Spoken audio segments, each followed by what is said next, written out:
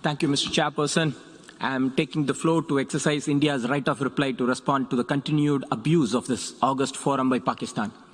Pakistan's desperate attempts to peddle falsehoods and the habit of abusing the sanctity of multilateral forums deserves our collective contempt.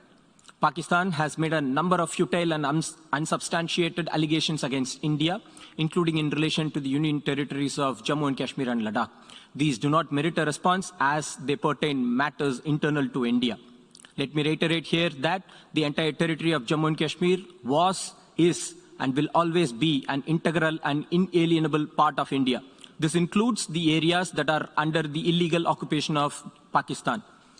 We call upon Pakistan to immediately vacate all these areas under its illegal occupation. Given its established state practice of hosting, aiding, and actively supporting terrorists, how could one expect any constructive contribution from Pakistan to this committee that deals with important matters of international peace and security?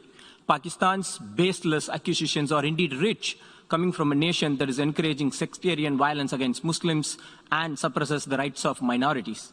We expect nothing new from this delegation that harbors a deep sense of insecurity and orchestrated hatred for India and our secular credentials and the values that my country stands for.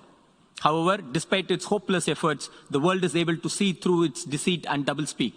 It is time to hold Pakistan to account and not let them abuse UN platforms for spreading disinformation, hate, and incite violence. Mr. Chairperson, as a responsible state, India strictly abides by its obligations under international treaties and needs no advice from a country which has a proven track record of illicit export of nuclear material and technology. India's security concerns are not confined to a region, and therefore India has always approached these issues in a global context. Mr. Chairperson, as the epicenter of global terrorism, Pakistan is the biggest destabilizing force in the world and has repeatedly indulged in cross-border terrorism against its neighbors.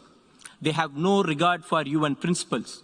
While Pakistan's permanent representative speaks about peace and security here, his Prime Minister glorifies global terrorists like Osama bin Laden as martyrs. What more could be a better proof of the utter duplicity that this country is infamous for? Mr. Chairperson, in contrast to India's constructive approach on disarmament matters, Pakistan has only been disruptive. It is 25 years now that the world is paying the price for Pakistan's obstructive tactics in the Conference of Disarmament, which has not allowed the CD to adopt a program of work. It has the dubious distinction of having single-handedly blocked the negotiations on FMCT, including in 2009, when the CD adopted a consensus program of work. Having joined the consensus, Pakistan revealed its true character by soon taking a complete U-turn and blocking any work by the CD.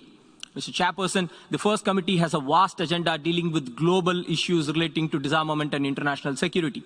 This is not the forum to address bilateral or regional issues. We wish to reiterate that regional security issues have no place in the first committee's consideration. The committee should not only categorically reject Pakistan's nefarious and vicious designs, but collectively condemn Pakistan for its repeated efforts to politicize the committee's work and hijack its mandate. Going by its past practice and its compulsive obsession with India, Pakistan may exercise its right of reply and continue its malicious false propaganda against my country. But I shall refrain from responding to it out of the respect for the committee's work under your able leadership and guidance, Mr. Chairperson. I thank you.